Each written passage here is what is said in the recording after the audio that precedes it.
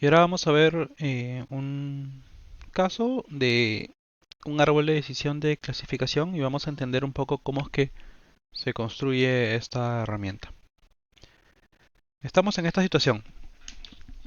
Queremos crear un modelo para poder decidir si es que se va a poder jugar o no un partido de golf considerando alguna información de clima, ¿no? El clima del campo de juego, la temperatura, el nivel de humedad y si hay viento o no. Hemos logrado, digamos, registrar 14 datos o 14 días diferentes y tenemos finalmente la información si el campo estaba apto o no para jugar. O si se decidió finalmente, digamos, que el torneo se juegue o no se juegue. Entonces lo que queremos hacer es un modelo que nos permita predecir justamente esta última variable, si se va a poder o no se va a poder jugar golf, porque de repente, no sé, quiero saber si vale la pena o no alistarme para ir a jugar. En este caso, la variable de predecir es una categórica, es sí o no, así que estamos en un modelo de clasificación. Y vamos a hacer un árbol, y en este caso en particular vamos a usar el criterio del índice Gini para la división de nodos, ¿no? Acuérdense que podemos usar Gini, entropía, chi cuadrado, en este caso vamos a usar el de Gini. Y vamos a ver cómo se construye esto paso a paso. El primer paso, más allá del modelo, siempre es recomendable hacer una preparación de la data. No es obligatorio. Hay algunos modelos, y vamos a ver después, algunas variantes del modelo de árbol que no requiere que hagamos esta transformación. Es más, lo hace al interno, pero yo lo estoy haciendo solamente para explicar el algoritmo que corre por detrás. ¿Ok? Lo bueno, y es una de las ventajas de los árboles de decisión, es que pueden trabajar variables categóricas y numéricas dentro de las predictoras. Pero en este caso en particular, como les digo, esta transformación de one-hot encoding, acuérdense que transforma una variable categórica en unos y ceros, eh, la hago solamente para explicar un poco el algoritmo que hay por detrás. ¿Ok? O sea, cómo funciona por detrás el modelo. En este caso, la variable de clima lo hemos partido en soleado, nublado y lluvioso, cada uno con unos o ceros que vienen a representar la etiqueta final. Por ejemplo, si es 1, 0, 0 significa que es soleado, si es 0, 1, 0 significa que está nublado, si es 0, 0, 1 significa que es lluvioso. Y si ustedes revisan esto y lo comparan con la tabla anterior, van a ver que calza todo. La temperatura, el nivel de humedad, no hay ningún problema. El viento lo he transformado simplemente a ceros y unos. Y el signo que queremos predecir. También dense cuenta, una de las cosas que tenemos acá y que también es una de las ventajas del árbol de decisión, de este tipo de árbol en particular, que es el CART, que vamos a ver después qué significa eso, es que las variables numéricas no tienen por qué ser escaladas. No tenemos que acá hacer la transformación de que todo esté en la misma escala, que normalmente hacemos con regresiones lineales o logísticas, porque el árbol, digamos, trabaja independientemente de la escala, es una de las ventajas que tiene. Bueno, el primer paso va a ser la transformación, o se hace la transformación tipo one-hot encoding a las variables categóricas. El segundo paso es que vamos a comenzar con el nodo raíz. Acuérdense, el nodo raíz es la parte inicial del árbol. Acá están todos los 14 registros en este caso, ¿no? Del 1 al 14 los he enumerado. Algunos son no, otros sí, y simplemente los tengo acá como pelotitas verdes y rojas dependiendo de la etiqueta. Ahora vamos a comenzar a armar nuestro árbol. Entonces tenemos que saber cuál va a ser la primera pregunta. Acuérdense, cuál va a ser el primer punto de división. ¿Qué vamos a comparar? ¿Qué variable vamos a comparar y contra qué umbral? Para saber qué casos van a ir a la izquierda en verdadero y qué casos van a la derecha en falso. ¿Cómo se decide qué punto de división vamos a tomar? Bueno, de la siguiente manera. Vamos a tomar cada variable predictora. O sea, soleado, nublado, lluvioso, viento, humedad y temperatura. Y vamos a ordenar el valor de cada variable predictora. ¿Ok? De menor a mayor. Dense cuenta que obviamente el orden de soleado, por ejemplo, el número de registro que está en ese orden es diferente al de nublado, diferente al de lluvioso, porque obviamente van a ser filas diferentes, ¿no? Una vez que hemos ordenado cada variable, vamos a identificar los puntos potenciales de división. ¿Qué es un punto potencial de división? Es básicamente el corte que yo puedo hacer a los valores de la variable. En este caso, para soleado, vemos que va de 0 a 1, así que el corte va a ser justo en el momento en que pasa de 0 a 1. Y como es un punto de división, acuérdense que vamos a comparar menor igual o mayor igual. Yo voy a tomar un punto intermedio, en este caso 0.5. ¿No? Para que mi pregunta sea si soleado vale menor a 0.5 o mayor a 0.5, para poder dividir en dos la data. Igual acá, igual acá, igual acá. Eso en el caso de variables que valen 0,1. ¿Qué pasa con las variables tipo la temperatura, que toma diferentes valores? No hay problema, ejecutamos lo mismo. Ordenamos de menor a mayor la temperatura e identificamos en qué momento la temperatura cambia de valor. y colocamos un valor intermedio como potencial punto de división, como candidato a punto de división. ¿Ok? Acá 70.5, 71.5, acá 72 no cambia, así que no hacemos nada, pero hacemos en el siguiente salto. Entre 72 y 75 el punto intermedio sería 73.5. Y así hasta el final. Igual para la humedad y bueno, para el caso de viento.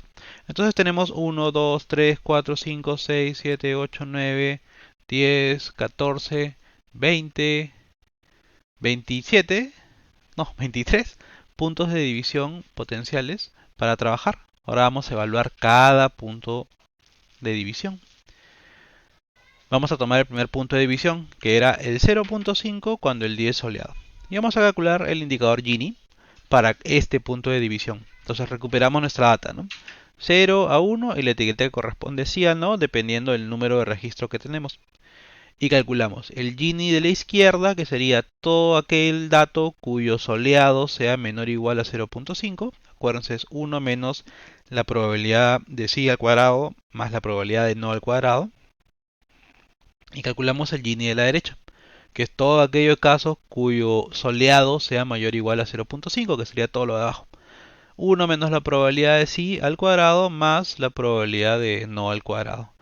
Lo ponderamos porque acuérdense, el Gini de la división, no me importa a mí el Gini de la izquierda y la derecha, me importa el Gini de toda esta lógica de división. El Gini de la división es la ponderación de la izquierda por la cantidad de datos que aparecen acá y el de la derecha ponderado con la cantidad de datos que aparecen acá, o sea 0.3457 por 9 más 0.48 por 5 y todo eso entre 14. Eso me da un Gini de la división de 0.3937. O sea, el indicador de Gini para la división, si yo hago mi pregunta, soleado menor o igual a 0.5 como candidato, el Gini de esa pregunta o esa lógica de división es 0.3937. Hacemos lo mismo ahora cuando el nublado vale 0.5, el corte acá es acá.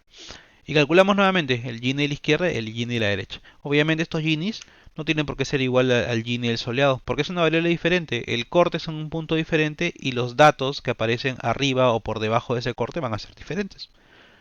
Acá calculamos un Gini de 0.3571. Solamente con estos dos datos que obtenemos, el Gini del nublado, el nivel de impureza, es 0.357 y el Gini del soleado, cuando hago el corte en soleado, es 0.3937. Quiere decir que nublado es menor, o sea, entre estos dos candidatos es mejor tomar la primera pregunta como nublado menor o igual a 0.5 y que debe ser el primer corte, el primer punto de división.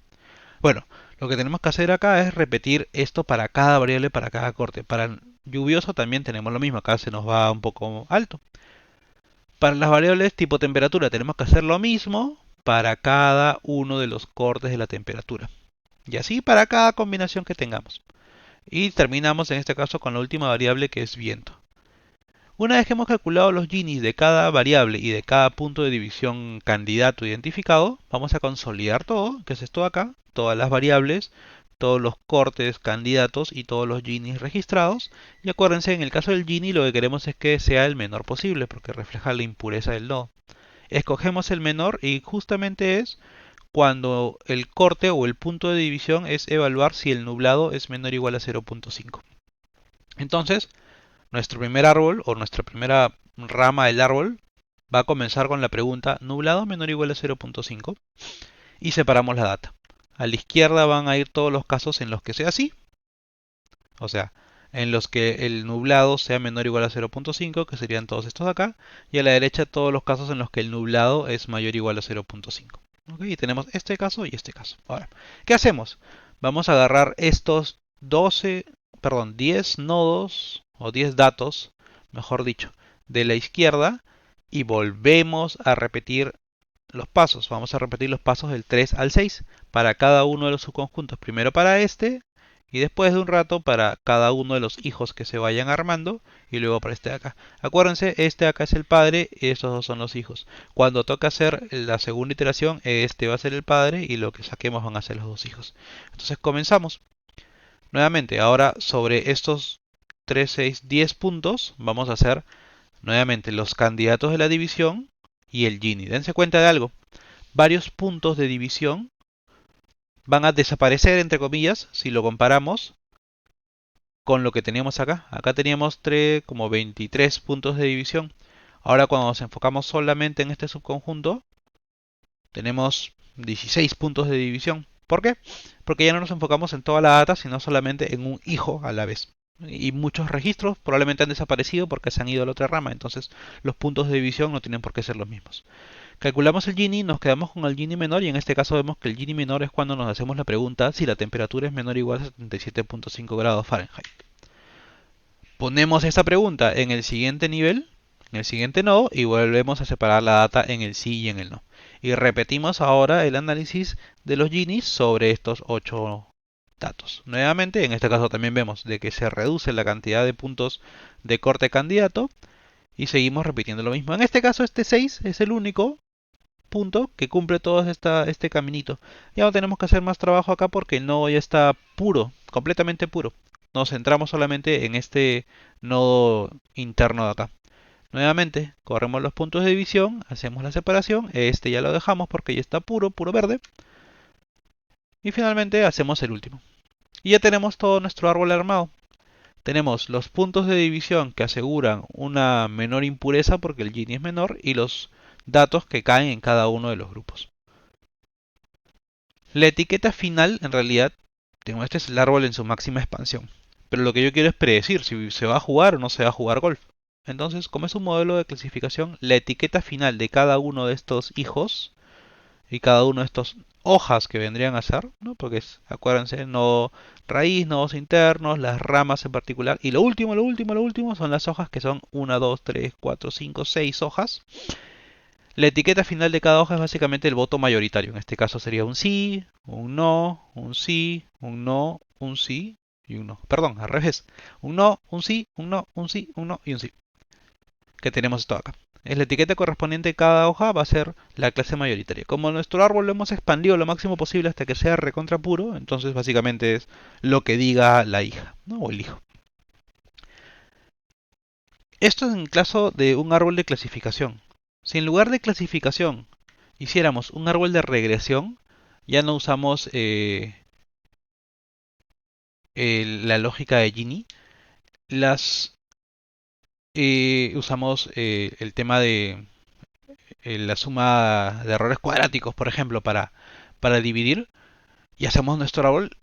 La última hoja, el último nodo, perdón, el nodo hoja, que nos va a seguir para la predicción ya no va a ser la clase mayoritaria porque es un tema de regresión, sino en ese caso lo que vamos a hacer es promediar nada más. Vamos a promediar la variable target de los casos que han llegado hasta la última hoja. ¿Ok? Eso es para el caso de regresión. Entonces, para el caso de clasificación, la predicción va a ser simplemente la clase mayoritaria de los nodos hoja.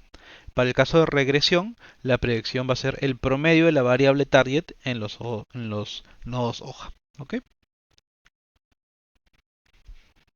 Ahora toca ver qué cosas podemos controlar de un árbol, que son los hiperparámetros, que es más allá de la data, y entender un poquito el concepto de poda de árboles.